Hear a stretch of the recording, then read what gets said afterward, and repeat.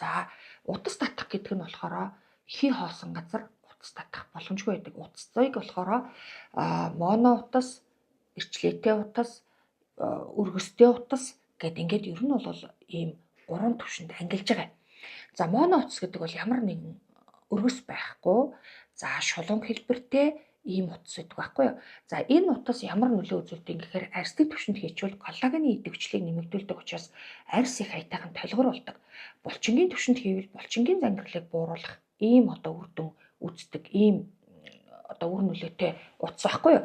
Тэгэхээр моно утасыг ямар түвшинд хийснээс шалтгаалаад нүүрний хэлбэр заасах, за арсанд ирж байгаа коллагены идэвхжлийг сайжруулах гэх мэт тохиолдолд моно утасыг арс нэлээд чангарч өгдөг моно утасыг хэрэглэдэг. Моно утасын тухайд бол нүүрний булчингийн чангарал ихтэй, арс нь бол тийм их тодорхой хэмжээний сулрал өгчөөгүй, махлаг дуу арстай байна уу, ийм нэнгүй арстай байна уу ялгаагүй бол ер нь хийж болно. За гэтэл эрчлээтэй утас гэж байгаа. Эрчлээтэй утас нь болохоор моно утасыг давхарлаад ингээд эргүүлээд томцсон юм шиг утас байдаг байхгүй юу? Энэ томцсон утас болохоор дийлэнхтэй унждаг гэсгүүд. Ингээд нэг юм бондгор махтай, энэ дээрээ ингээ угартай тий ингээд ийм унждаг гэсгүүтээ хацар шанааны махан зангираад ингэсэн ийм унждаг гэсгүүтээ хүмүүс бол эрчлээтэй утас их зүгээр байдаг. Үүний дараа болохоор ийм маш олон утсыг ингээд нийлүүлээд хийцсэн ийм утас байдаг. Энэ болохоор төлжүүлэлттэй утас гэж байдаг аахгүй юу? Энэ нь болохоор хамар оруулын гурвалжингийн ийм хонгорхой.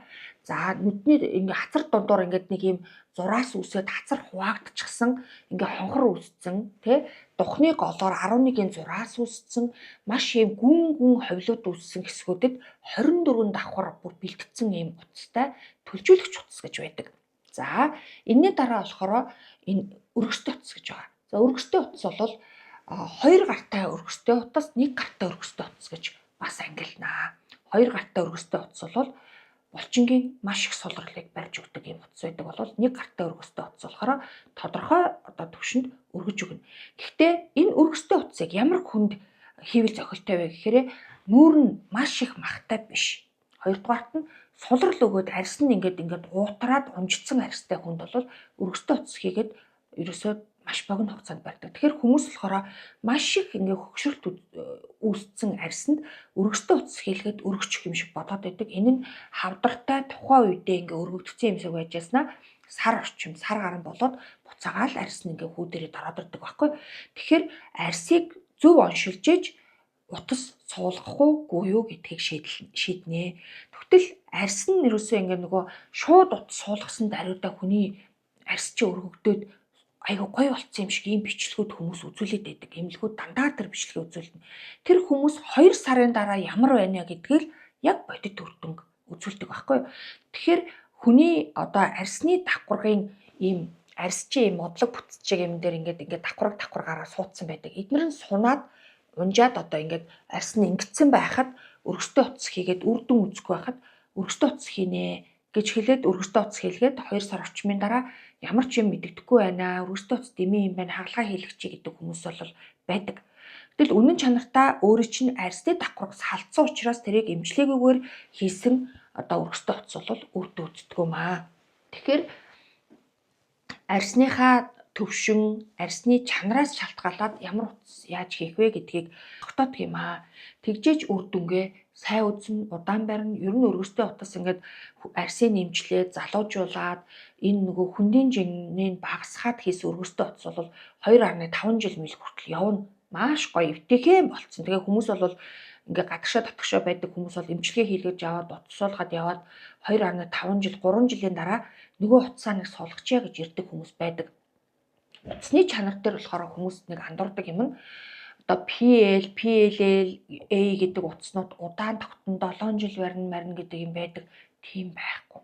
Энэ дунд байгаа эдис чинь хөгшрөн, дээрэс нөгөө утас чинь хайлж өгөхгүй дундуураа махыг чинь ингээ хөрөөдөөд байгаад байдаг байхгүй юу? Энэ доторх эдий чинь. Тэгэхээр удаан тогтно 7 жил барина гэдэг тийм утас бол худлаа байдаг шүү. Хүн чинь тэр хугацаанд чи эдрэн салаал унжаад байдаг. Тэр доторх утас чи хайлахгүй бол дотор нь асуудал үүсгээд байгаад байдаг юм аа. За тэгээд хоёрдугаарт нь энэ нөгөө утасны хатаалт гэдэг юм аягүй чухал байдаг байхгүй. Тэгэхээр нөгөө компаниудын одоо энэ утасны чанарын өрсөлдөөн гэдэг юун дээр байдгийг гэхээр утсаа хийсэн хатаалт болоод өргөсөндөө байдаг. Өргөсөн юуг зурах вэ? Яаж зурах вэ? Хэр хугацаанд зурах вэ? Уян хатан чанар байгаа юу? Тань нүрээ ингээ хөдөлгөөд ингээд энэ тэнд чинь судал үүсцэн энэ тэнд таталтаад өвчтэй ийм байх нь одоо 14 хоногоос одоо 5 хоноод сайн утсан. Ямар ч өвдөлтгүй болдог байхгүй юу? Тэгтэл одоо цовир ямар ч юм байхгүй мэддэггүй болно. Гэтэл тийм юм байхгүй өвдсөөр л байдаг. 2 сар болж явахд өвдөж л байдаг. 4 сар болохоор өвдөж л байдаг. Утас бол та муу чанартай утас хийлгсэн байна гэсэн үг байхгүй юу? Тэгэхээр утас гэдэг бол таны нүүрний хөдөлгөөний чинь хорихгүй мөртлөө маш зөв хэлбэртэй болгож өгөөд ингэх нь аягүй чухал байдаг. Хоёрдугаарт нь Монгол хүн чинь ингээд нөгөө шанаа том гэж ингээд оншилцсан байдаг штэ. Тэгэхээр хүмүүс дийлэхдээ одоо солонгос хүмүүс зориулсан утасны техник, хятад хүмүүс зориулсан утасны техник эднэрээр ингээд татаад энэ дээр нь зүгээр ингээд овоолоод тэгээ юм нэг оромбон нүртэй энэ ингээд нарийнхан энэ хоёр навгар энэ нь шүйтэл ингээд ингэсэн ийм нүртэй болгоод татаад идэг юм аа. Тэгтэл энэ монгол хүний нүүрний онцлог гэдэг чинь юу байд юм бэ гэдэгтээ зориулсан таталт хийх юм бол утас таталт бол үнэхээр гоё болдог. Үнэхээр гоё болдог. Гэхдээ арьсны чанар, арьсны давхаргын холбогч эдсийн чанараас шалтгаалж иж энэ болно шүү гэдгийг гэнт хэлье. За хоёрдугаарт нь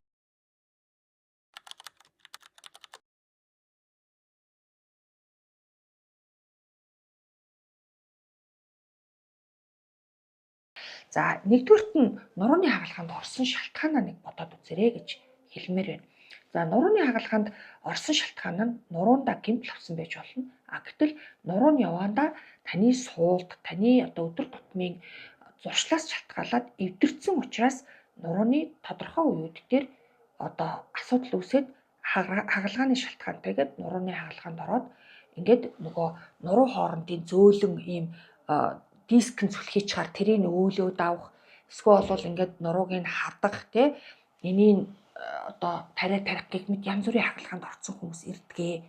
Гэтэл энэ зуршлаа засаагүйгээр та нэг үеийг хадуулчлаа, нэг үеийг одоо тайруулчлаа тий ингээд ирлээ та зуршилчин хэвээр байгаа учраас дараагийн үе рүү хүчинчин шилжээд тодорхой хугацааны дараа дахиад хагалгаанд орох хэрэгтэй болдог байхгүй юу? Хүзүүн дээр ч гэсэн яг ингэдэг. Тэгэхээр таны зуршлыг буюу таны биедээ байрлаж байгаа одоо лайф поз буюу амьдралын одоо дүр зураг хөвшил ингээд суугаад байдаг. Байнга ингээ хоёрын тоо шиг байж идэг тий нуруугаа ингэдэг, хүзүүгээ ингэдэг энэ зуршлууд зогсохдоо өрөөсөн хөл дээрээ зогсдог. Энэ зуршлуудаа засахад танд хугацаа ордог. Тэгвэл нэгэн хагалгаа хийлгэсэн бол та энэ аарцаг засдаг корсетийг өмсөх юм бол танд одоо эргэж одоо хэвийн амьдралд орох чинь маш хялбар болно. Энэ бол нурууны бүснээс өөр. Нурууны бүс зүүчхаар хүмүүс нөгөө нурууны болчингуу болчин, за нурууны бүс зүүчхаар ингэчхэн тэгчхэн гэдэг ингээд нэг юм дандайсан юм ингээ гадуур нь зүүцсэн ингээ явж идэг штеп.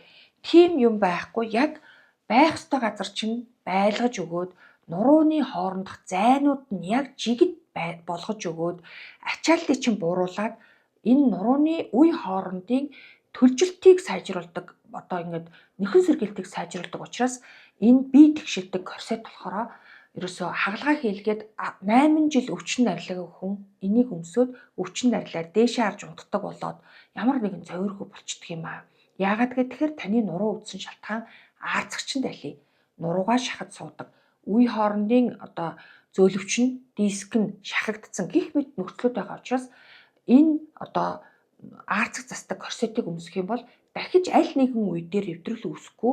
Хоёрдугаарт нь одоо хийсэн хагалгаа чинь хурдан эдгэрэх, ачааллыг багасгах, биеийн тэнцвэрийг олгох чинь маш одоо нөлөө үзүүлнэ. Цаашдаа түүхний эвдрэл болоод өвдөгний өвдөлт үүсэхгүй болгох ийм одоо боломжтой болд юм шүү. Тэгээд энэ нөгөө нурууны корсет шиг юм чинь болохоор зүгээр л гидсэн дээрээ зүүчдэг юм биш. Бүр аарцагтайгаар доошоогоо үргэлжилдэг учраас хөдөлгөөгүй дээшээ тоошоо гүүгээд ингээд ийдгүү. Хоёрдугаар цөм болчин ажиллагаанд оруулдаг ийм одоо үүрэгтэй гидс сунаад урагшаа төмбийцэн ийм одоо жирэмсэн хүн шиг гидтэй бол бүгдийн үйл ажиллагааг нь сайжруулаад хавангийн дуулгаад эд эрэхтэй өөрийн байранд ордог учраас турах боломж олгодог. зөвөр турах боломж олгодог. Тэгэхээр энэ одоо нурууны хаалганд ороод 4 сар болж байгаа хүн бол энэ аарцаг зарсдаг корсетийг одоо эрэгтэй эмэгтэй хүүхдийнхээ ялгаатай байдаг өмсчих юм бол зовиоргүйгээр маш хурдан сайжирна.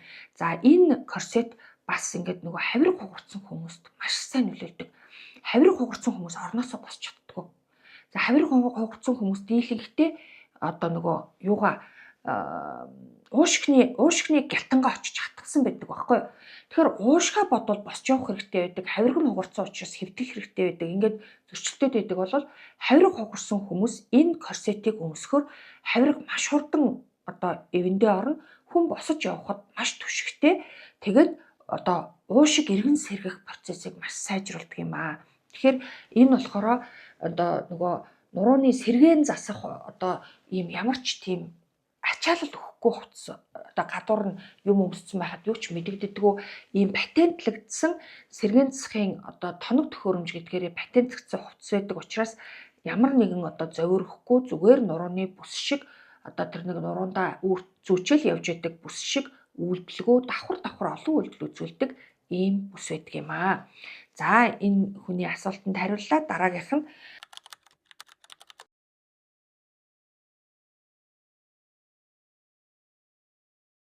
арилнаа.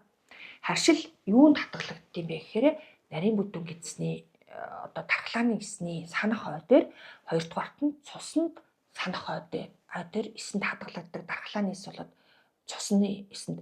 Тэгэхээр энэ хоёрыг л цэвэрлэх юм бол харшлаасаа салтгий.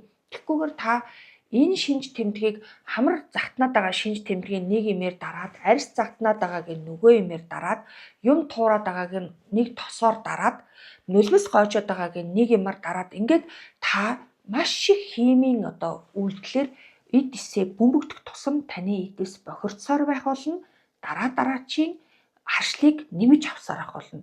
Нэг харшилтай байж яснаа 3 болсон гинэ 7 юмнаас харшилж гинэ гэдээ харшлын цуглуулга болно. Тэгэхээр таны бие дотор харшил яагаад үүсдэг вэ гэхээр таны бие ерөөсөө учраа олохгүй, гадныхыг ч ялахгүй, доторхыг ч өөрийнхөө эсийг ялахгүй, замбраагүй дайн болж байна гэсэн үг байхгүй. Тэгэхээр энэ дайны үеийн самуун одоо ингээл ерөөсөө юу нь мэддэхгүй үеийн ийм зүйлүүдийг цэгцэлж өгөхгүй бол та явандаа энэ дархлаа хамгааллын системтэй холбоотой одоо нөгөө эдгэрдэггүй өвчнүүд туслаа гэж ингэж ярьдаг штэ. Одоо нөгөө өөрийнхөө эсийг идчихдэг гинэ, үений эсээ өөрөө танихгүй идээд байгаа гинэ гэл ингээл айгүй олон ийм өвчнүүд. За тэгээд нөгөө суур бодисын солилцооны хамааралтай өвчнүүдтэй болчдөг юм аа дамжираад.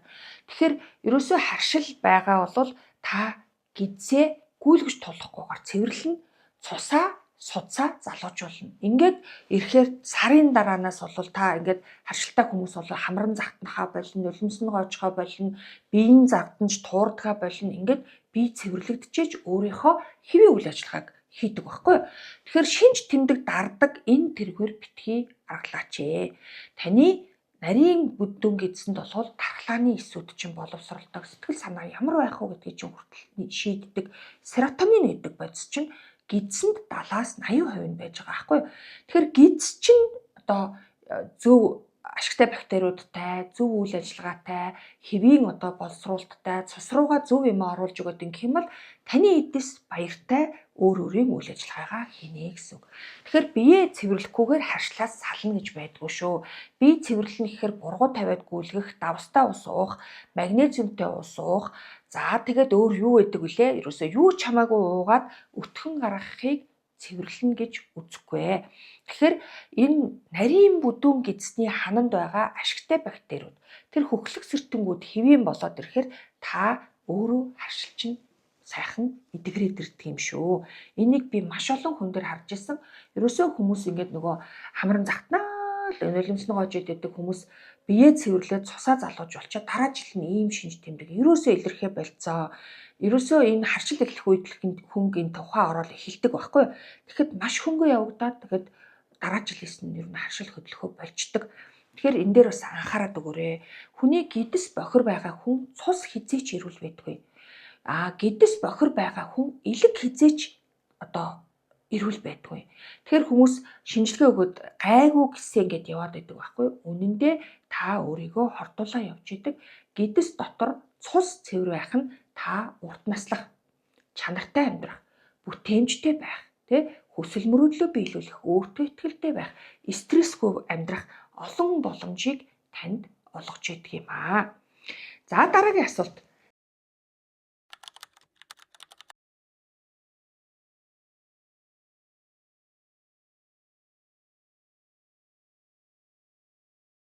За Ким Кардашиан болохоор юу хэлсэн штэ. Дека фирмийн Онда Red Touch хоёрыг хэлсэн байхгүй юу. Тэгэд энэ Ким Кардашиан болохоор Декагийн фэн болсон гэдээ өөрөө бүр айгүй дуртай байгаа. Тэгээд нөгөө Италийн Дека гэдэг аппаратны Онда болоод Red Touch Pro гэдэг энэ хоёр аппаратыг хийлгсэн. Тэгээд тэр хоёр аппарат Монголд хоёулаа зөвхөн манай дээр байгаа. За Онда аппарат бол ямар үүрэгтэй гэхээр нүүр биеийн арьсны одоо ингээд турхаар нэг суларцсан нэг юм арьс байдаг штэ. Угжирцсан одоо ингээд нэг юм уутарцсан нэг ингээд сул болцсон арьс, ийм арьс юусоо байхгүй болгож өгдөг. Цэллүүд байхгүй болгож өгнө. Өөхөн давхаргыг өөрийнх нь физиологийн үйл ажиллагаагаар явуулж өгнө.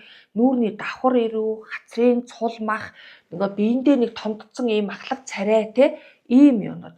Гидсний одоо цүлхэн гарны энэ нөгөө ингээд санжидсан ийм сул арьс байдаг штэ ийм зүйл. За одоо левчкний энэ хэсгийн ийм товгор мах. За одоо гуйны цэллүүт. За одоо тэгээд нөгөө юу гэдэг вүлээ? Нөгөө хажуудаа ингээд том гуйныхаа хажууд кальпи ийм зүйлүүдэд Декагийн Ондаг гүцэх аппарат байхгүй байгаа. Яг тэгэхээр Декагийн Ондагийн одоо гаргаж байгаа энерги нь арьсны давхаргт 20% алдаад өөхөн давхаргт 80% очиод өөхний эсийг халууцуулдаг байхгүй юу? Өөхний эсийг халууцуулахаар нөгөө халууцж байгаа амьтан чинь өөхнийхөө хүчлийг өөхнийхөө эсийн гадна талд гаргаад тавьчихдаг. Тэгэхээр энэ нөгөө өөхний хүчлээ гаргаад тавьчихаар энэ өөхний эс биш болчдөг учраас таргалахаа болчдөг байхгүй юу? Таргалахаа болчдөг. Тэгээд энэ завсар орсон өөхний хүчил нь бодисын солилцоогоор биеэс ингээ гараад хөлстэй амт гадагшилчдаг учраас хүн маш натуралаар сунцан арьсгүй тэгээд цэллүйтгөө болж турах бололцоо олгодог. За энд бол Ким Кардашиан бол маш одоо дуртай орж байгаа. Хоёрдугаарт нь Red Touch Pro гэдэг аппаратанд орж байгаа. Red Touch Pro бол арьсыг одоо нэг юм энийхэд басаа өвчлээ үүсээд нингрээд нэг юм сул арьстай тэгээд нэг юм хүзүү ингээд нэг юм үхрийн хүзүү шиг нэг одоо нөгөө гургалдаан хүзүү гэж нэрлэдэг ийм сунцсан ийм гисгүүттэй болцсон хүнд маш гоё үр дүн өгдөг. Хоёрдугаарт маш гоё цайлагдаг. Энэ нөгөө нөсөт толбууд байна шүү дээ. Борд толбууд сэвхийг маш сайн арилгадаг. Тэгээ энэ нүгчлэлтийг бол багасгахнаа. Гэхдээ энэ хуурай нүгчлэлтэй арьсанд Red Touch Pro хийчээ та 90-20 тарилгатай явах юм бол нүгчлэлтийг онцгой багасгаж болно. Маш сайн арьсны төлчлөлтийг өгдөг ийм боломжтой байдаг. Тэгэхээр энэ одоо асуусан хүн бол арьсны махлалт ямар байна гэдгээс нэлээд шалтгаална. Нүгчлэлт нь хэр байгаа, ямар асуудалтай байна гэдгээс шалтгаалаад шийдэж болно. За Ким Кардашиан бол ийм хоёр аппаратанд орсон шүү. Тэгээд энэ нь бол бүр нэтээр зөндөө байгаа. Өөрөө бүр хийж байгаа юугаа бичлэгээ цацаад тэгээд тэр нь бүр одоо дэлхийд даяар түгээд хүмүүс айгүй хүдсэн байсан. Тэгээд тэрийг бас сонирхоод үзэхгүй юу. Тэгээд Дека, Онда, Дека, Red Touch Pro гэдэг ингээд бичээд үзэхээр зөндөө гарнаа. Тэгэхээр баталгаатай, чанартай бүтээгдэхүүн үйлчилгээг одоо энэ хүмүүс чинь л авч байгаа шүү дээ. Тэгэхээр яг тэр технологиг Итали эмчийг урьж авчираад Итали руу эмчнэр явж сураад хийдэг энэ үйлчилгээнүүдийг бол манай эмчнэр хийж байгаа. Тэгэхээр ирээд үзүүлэхээр бүх оншиг чинь тодорхойлоод танд одоо энийг хийгээд болчих юм уу? За энэ зөвхөн тариа хийгээ болчих юм уу? Таны асуудал юу байгаа юм? Яавал одоо энэ шийдэгдэх ингээд бүгдийг хүн болгонд програм боловсруулад ингээд шийдэж өгдөг учраас хүмүүст бол үр дүнгээ сайн үздэгэ. Тэгээд нөгөө AirJet-д нэг орсон үйлчлүүлэгчийн зураг бол үзэгдээд манай пэйж дээр яатсан байгаа гарч байгаа. Удахгүй нөгөө Red Touch Pro-д орж исэн үйлчлүүлэгчийн зураг бол бас гарч ирнэ. Тэгэхээр та нар хараарай. Нүүр нь ямар гоё чанга, жижиг, толиотой болцсон байгааг бас харнаа. Тэгээд та бүхэн бас тэрийг сонирхож үзээрэй гэж хэлье.